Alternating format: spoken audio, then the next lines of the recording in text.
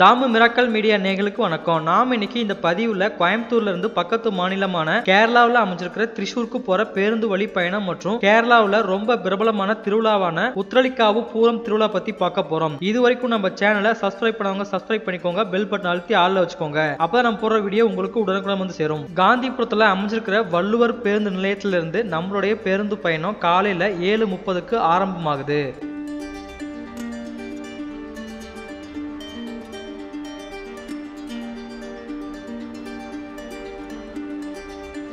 காந்திபுரத்திலிருந்து அடுத்து நம்ம உக்கடம் பேருந்து நிலையத்துக்கு போக போறோம். காந்திபுரத்திலிருந்து உக்கடம் பகுதிக்கு பயண தூரமா ஒரு 4 கிலோமீட்டர் வருது.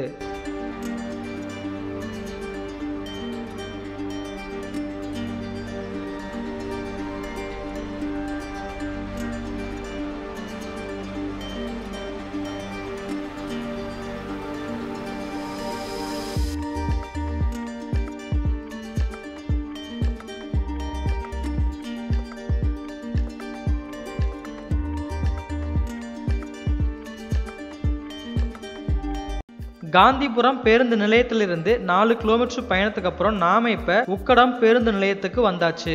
உக்கடம் பேருந்து நிலையத்திலிருந்து அடுத்து நம்ம குனியமுத்தூர் பகுதிக்கு போக போறோம். உக்கடம்ல இருந்து குனியமுத்தூருக்கு பயண தூரமா ஒரு 4 கிலோமீட்டர் வருது.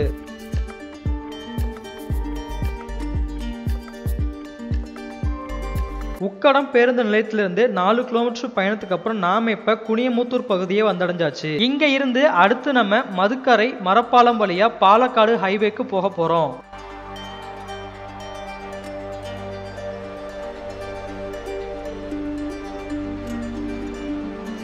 குனியமுத்தூர் பகுதியிலிருந்து மதுக்கரை மரப்பாலம் பகுதிகளை கடந்து நாம இப்ப பாலக்காடு ஹைவேக்கு வந்தாச்சு.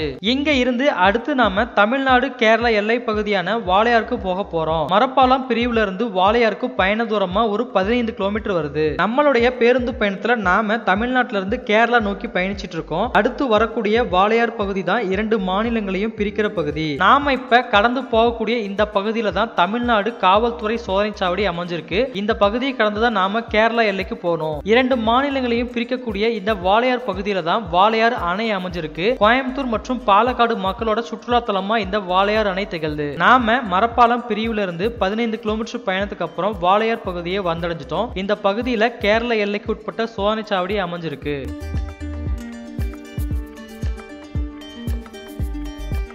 வாளையார் பகுதியிலிருந்து அடுத்து நாம பாலக்காடு பேருந்து நிலையத்துக்கு போக போறோம். வாளையார்ல இருந்து பாலக்காடுக்கு பயண தூரமா ஒரு 25 கிலோமீட்டர் வருது. வாளையார் எல்லை பகுதியிலிருந்து நாம இப்ப பாம்பம்பள்ளம் சுங்கச்சாவடி பகுதியை நோக்கி போய்கிட்டு இருக்கோம். வாளையார்ல இருந்து சுங்கச்சாவடிக்கு பயண தூரமா ஒரு 6 கிலோமீட்டர் வருது.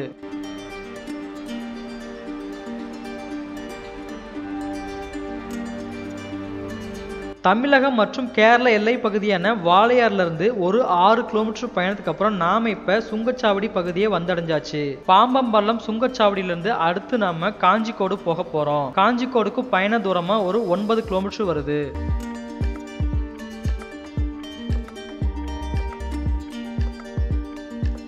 ஒன்பது கிலோமீட்டர் பயணத்துக்கு அப்புறம் நாம இப்ப காஞ்சிக்கோடு பகுதியை வந்தடைஞ்சாச்சு.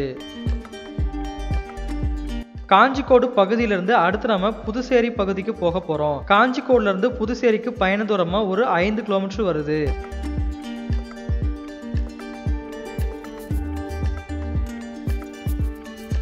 காஞ்சிக்கோடு பகுதியிலிருந்து 5 கிலோமீட்டர் பயணத்துக்கு அப்புறம் நாம இப்ப புதுச்சேரி பகுதியை வந்தடைஞ்சிட்டோம். புதுச்சேரி பகுதியிலிருந்து அடுத்து நம்ம சந்திரன் நகருக்கு போக போறோம். புதுச்சேரியிலிருந்து சந்திரன் நகருக்கு பயண தூரமா ஒரு 5 கிலோமீட்டர் வருது.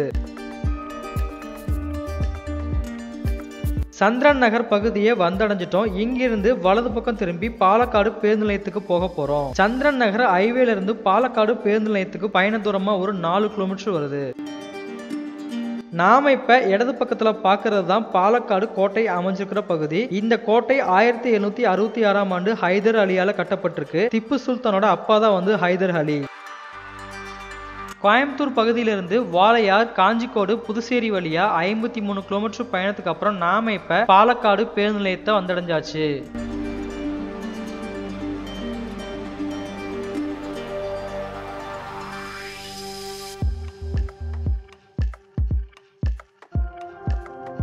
10 நிமிட இடைவெளிக்கு அப்புறம் நம்மளுடைய பேருந்து பயணம் ஆரம்பமாகுது. பாலக்காடு நகர பகுதியிலிருந்து அடுத்து நம்ம திரிசூர் பேருந்து நிலையத்துக்கு போக போறோம். பாலக்காடுல இருந்து திரிசூருக்கு பயண தூரமா ஒரு 63 கிலோமீட்டர் வருது.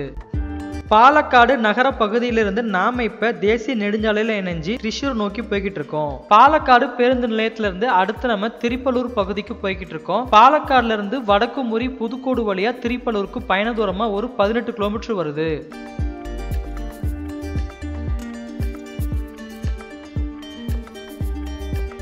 புதுக்கோடு பகுதியில நாம இப்போ பயணம் பண்ணிட்டு இருக்கோம். இங்க நம்மளால சாலை ஓரங்கள்ல அழகான வயல்வெளிகளை பார்த்து ரசிக்க முடியுது.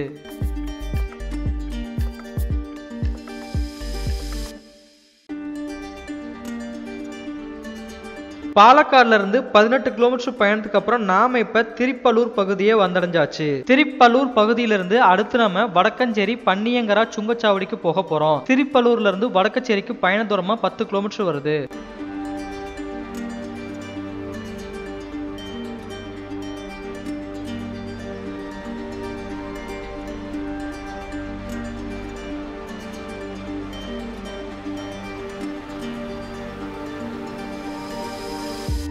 பத்து கிலோமீட்டர் பயணத்துக்கு அப்புறம் நாம இப்ப வடக்கஞ்சேரி பன்னியங்கரா சுங்கச்சாவடிக்கு வந்தாச்சு. சுங்கச்சாவடியில இருந்து அடுத்து நம்ம குதிரன் சுரங்கப்பாதை பகுதிக்கு போக போறோம். சுங்கச்சாவடியில இருந்து சுரங்கப்பாதைக்கு பயண தூரமா ஒரு 9 கிலோமீட்டர் வருது. குதிரன் சுரங்கப்பாதை தென்னிந்திய மாநிலமான கேரளாவில் அமைஞ்சிருக்கிற முதல் சுரங்கப்பாதை இதுதான். தேசிய நெடுஞ்சாலை 544ல இந்த சுரங்கப்பாதை அமைஞ்சிருக்கு. தென்னிந்தியாவின் மிக நீளமான சுரங்கப்பாதை அப்படின்ற பெயரை தக்க வச்சிருக்கு இந்த குதிரன் சுரங்கப்பாதை. குதிரை மலைப்பகுதியில சுரங்கப்பாதை 2016ல கட்ட தொடங்கி 2022ல பயன்பாட்டுக்கு கொண்டு வந்திருக்காங்க. இந்த சுரங்கப்பாதையோட நீளம்னு பார்த்தோம்னா 955 மீட்டர்ல ஒன்னும் 944 மீட்டர்ல ஒன்னும் இருக்கு. இதோட அகலம்னு பாத்தீங்கன்னா 14 மீட்டர். பாலக்காடு திரிசூர் பகுதியை இணைக்கிற ஒரு முக்கிய வழித்தடமா இந்த குதிரன் சுரங்கப்பாதை அமைஞ்சிருக்கு. குதிரன் சுரங்கப்பாதையிலிருந்து அடுத்து நாம மண்ணுத்தி நகர பகுதிக்கு போக போறோம். சுரங்கப்பாதையிலிருந்து மண்ணுத்திக்கு பயண தூரமா ஒரு 17 கிலோமீட்டர் வருது.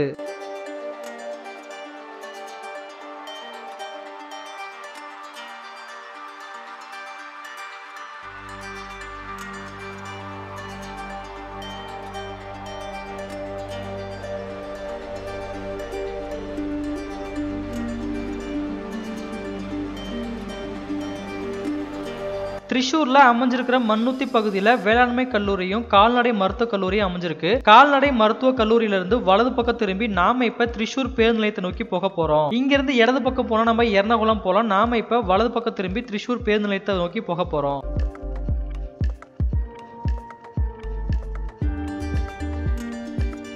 நாம இப்ப காலத்தோடு பகுதியில பயணிச்சிட்டு இருக்கோம். இங்கிருந்து அடுத்து நம்ம திரிசூர் பேருந்து நிலையத்துக்கு போக போறோம். காலத்தோடு பகுதியில இருந்து திரிசூர் பேருந்து நிலையத்துக்கு பயண தூரமா ஒரு 4 கிலோமீட்டர் வருது. கோயம்புத்தூர்ல இருந்து திரிசூருக்கு அதிவிரைவு பேருந்துல ஒரு ஆளுக்கு 151 ரூபாய் வந்து பயண கட்டணமா வசூலிக்கிறாங்க. திரிசூர் மாவட்டம் ஜூலை 1ஆம் தேதி 1949 அன்னைக்கு திரிசூர் நகரத்தை தலைமையிடமா கொண்டு உருவாக்கியிருக்காங்க. திரிசூரை கேரளாவின் கலாச்சார தலைநகரம் அப்படின்னு சொல்லி அழைக்கிறாங்க. காலையில 7:30க்கு கோயம்புத்தூர்ல ஆரம்பிச்ச நம்மளுடைய கோயம்புத்தூர் முதல் திரிசூர் வரையான பேருந்து பயணம் திரிசூர் பேருந்து நிலையத்துல 11 மணிக்கு முடிவுக்கு வருது. 117 கிலோமீட்டர் கடந்து சுமார் 3.5 மணி நேர பயணத்துக்கு அப்புறம் நாம திரிசூர் பேருந்து நிலையத்தை வந்தடைஞ்சிருக்கோம். திரிசூர் பேருந்து நிலையத்திலிருந்து அடுத்து நாம வடக்கச்சேரியில அமைஞ்சிருக்கிற உத்திரலிக்காவு பகவதி அம்மன் கோவிலுக்கு போக போறோம். அந்த பகுதிக்கு போக நாம நிலம்பூர் போகக்கூடிய பஸ்ல பயணம் பண்ண போறோம். திரிசூர் பேருந்து நிலையத்திலிருந்து பகவதி அம்மன் கோவிலை நோக்கி நம்மளுடைய பயணம் தொடங்கியாச்சு. திரிசூர்ல இருந்து அடுத்து நம்ம வடக்கஞ்சேரிக்கு போக போறோம். வடக்கஞ்சேரிக்கு பயண தூரமா ஒரு 19 கிலோமீட்டர் வருது. திரிசூர்ல இருந்து வியூர், கோலாஜி, குராஞ்சேரி வழியா வடக்கச்சேரிக்கு போக போறோம்.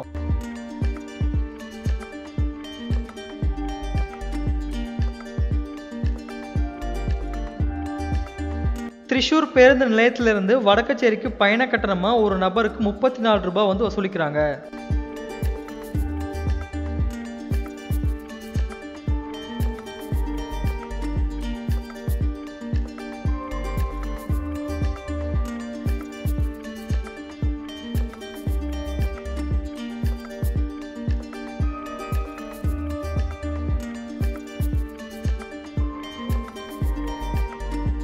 திரிசூர் பேருந்து நிலையத்திலிருந்து 19 கிலோமீட்டர் பயணத்துக்கு அப்புறம் நாம இப்ப வடக்கஞ்சேரி பகுதியை வந்தடைஞ்சாச்சு. இங்கிருந்து அடுத்து நம்ம ஒட்டப்பாரா வழியா உத்திரளிக்காவு கோவிலுக்கு போக போறோம். வடக்கச்சேரி பகுதியிலிருந்து உத்திரளிக்காவு கோவிலுக்கு பயண தூரமா 2 கிலோமீட்டர் வருது. திரிசூர் பேருந்து நிலையத்திலிருந்து 21 கிலோமீட்டர் கடந்து 40 நிமிட பயணத்துக்கு அப்புறம் நாம இப்ப உத்திரளிக்காவு பகவதி அம்மன் கோவில் பகுதியை வந்தடைஞ்சிட்டோம். இதோட நம்மளுடைய பேருந்து பயணம் முடிவுக்கு வருது. இதுக்கப்புறம் நாம இங்க நடக்கிற பூரம் பண்டிகையை பார்த்து ரசிக்க போறோம்.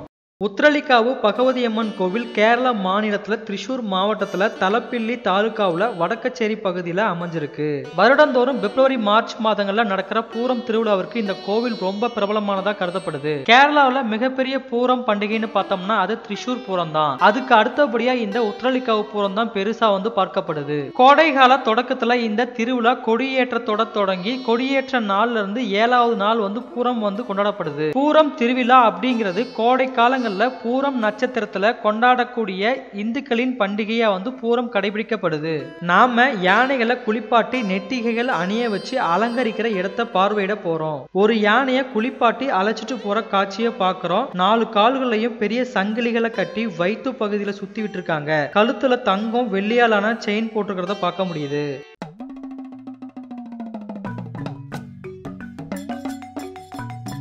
இந்த திருவிழால மொத்தம் 3 அணிகள், ஒரு அணிக்கு 11 யானைகள் வீதம், மொத்தம் 3 அணிக்கு 33 யானைகளை கொண்டு அழகுபடுத்தி பூரம் கொண்டாடப்படுறது வழக்கம். அதுல ஒரு கிராமத்தை சார்ந்த அணியினரோட யானைகளை நாம இப்ப பாத்துக்கிட்டு இருக்கோம்.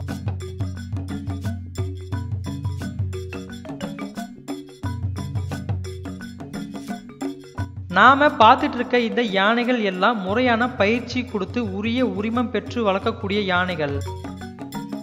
சிறியவர்கள் முதல் பெரியவர்கள் வெளிநாட்டவர் வரை அனைவரும் யானைகளை ஆர்வத்தோட பார்த்து வியக்கிற காட்சிகளை நம்மளால இங்க பார்க்க முடியுது. அனைத்து யானைகளும் தங்கள் உணவுகளை உட்கொள்றதுல சுவாரஸ்யமா இருக்காங்க.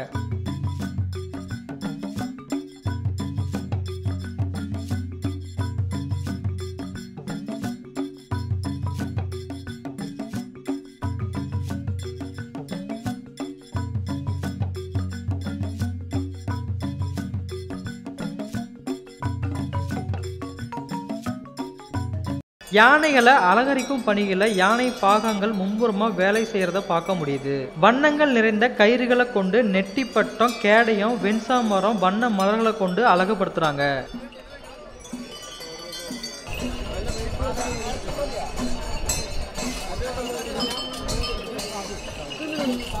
அலங்கரிக்கப்பட்ட ஒரு கிராமத்தை சேர்ந்த அணிகளோட யானைகள் அணிவகுத்து கோவிலோட நுழைவாயில்ல ஒன்றுக்கு பின்னாடி ஒன்றா வர தொடங்குது. பஞ்சவாத்தியம், மேளம், இசைக்கருவிகளோட பகவதி அம்மன் கோவிலிருந்து அம்மன் உருவம் பொறித்த தங்க தகடுகளை கொண்டு வரக்கூடிய காட்சிகளை பார்க்கிறோம்.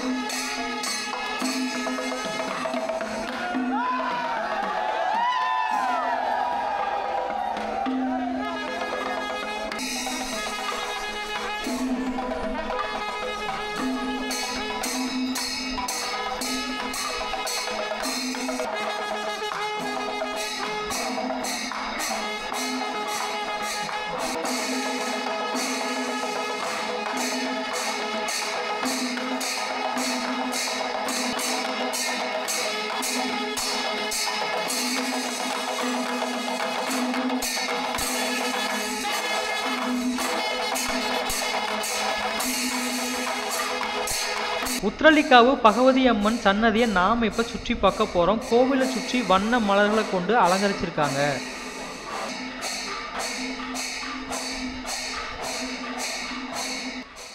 வடக்கச்சேரி, எங்கங்காடு, குமரநெல்லூர் மொத்தம் 3 கிராமத்தை சார்ந்த அணிகளும் இந்த மாதிரி யானைகளை அலங்கரிக்கப்பட்டு பகவதி அம்மனை சுமந்து மேலதாளம் முழங்க பூஜை செய்து வழிபட்டு கடைசியில ஒண்ணு கூடுவாங்க. உத்திரளிக்காவு பகவதி அம்மன் கோவிலோட பின்புறத்துல அமைஞ்சிருக்கிற குளத்து பகுதியை நாம இப்ப பார்த்துட்டு இருக்கோம்.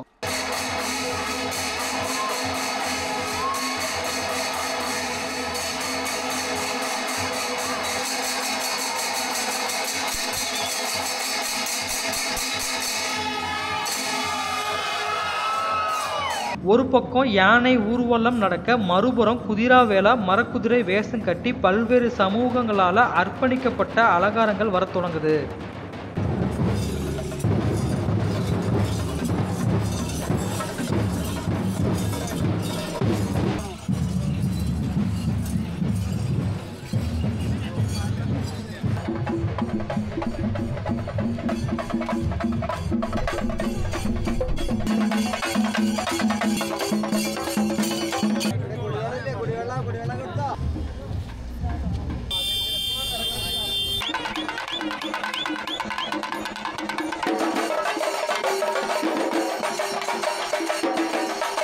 மூன்று அணிகளின் கோவில் பூஜை முடிஞ்ச பிறகு கோவிலுக்கு வெளியே தனித்தனியா அணிவகுத்து மக்களுக்கு காட்சி தர நிகழ்வு நடக்க ஆரம்பிச்சிருச்சு. வண்ண வண்ண மரக்குடைகளை கொண்டு அழகான காட்சிகளை உருவாக்குறாங்க. மக்கள் அனைவரும் கொண்டாட தொடங்கிட்டாங்க.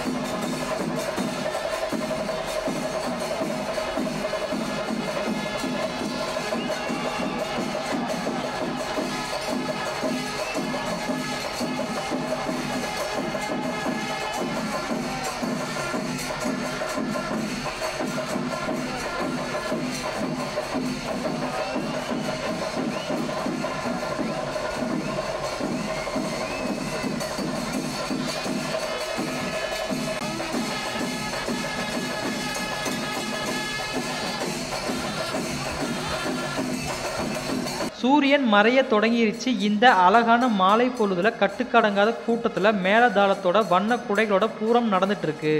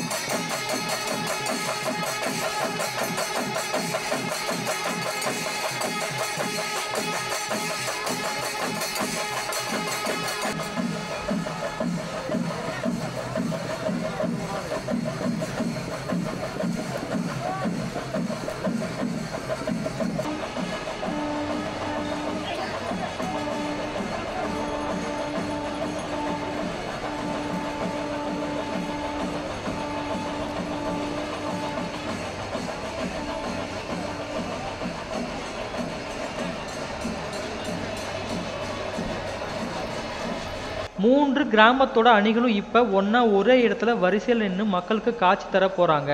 மூன்று அணிகளோட யானைகள்ல முதல் அணி இப்ப வர தொடங்கிருச்சு.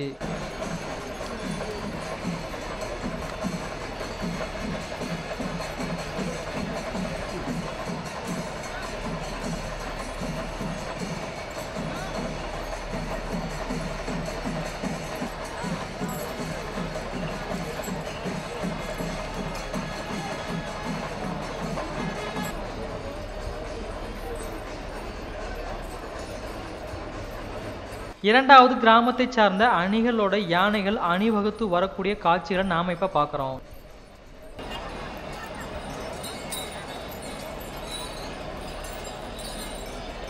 மூன்றாவது கிராமத்தை சார்ந்த அணிகளோட யானைகள் அணிவகுத்து வரக்கூடிய காட்சிகளை பார்க்கிறோம்.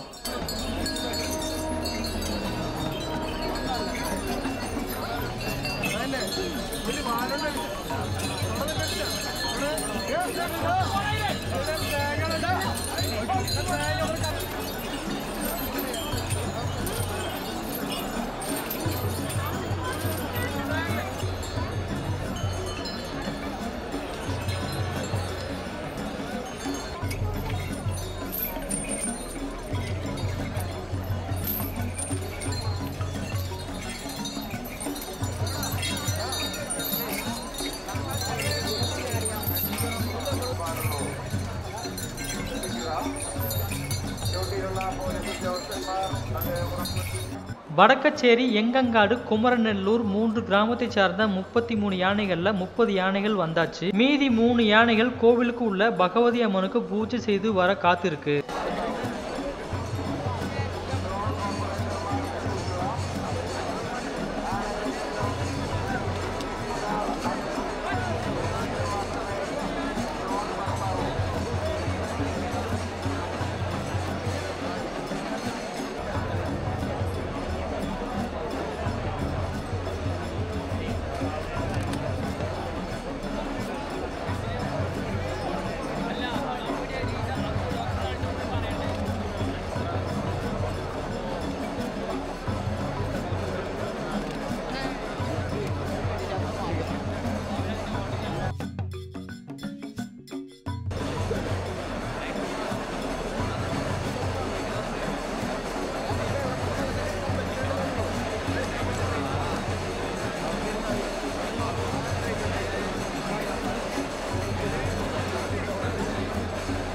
இரண்டு கிராமத்தோட யானைகள் மீது பகவதி அம்மன் வந்தாச்சு. 3வது பகவதி அம்மனுக்காக மக்கள் காத்திருக்காங்க.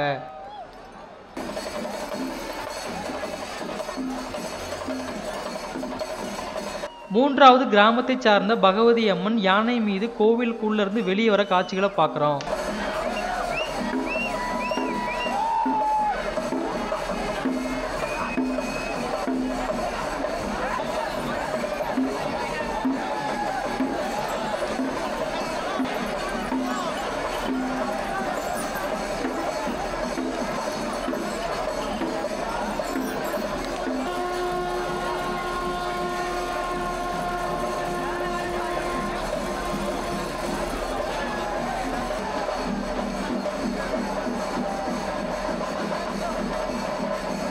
மூன்று கிராமத்தோட அணிகளும் தங்கள் யானை அணிவகுப்போட பகவதி அம்மனை காட்சியளிக்கிற காட்சிகளை பார்க்கிறோம்.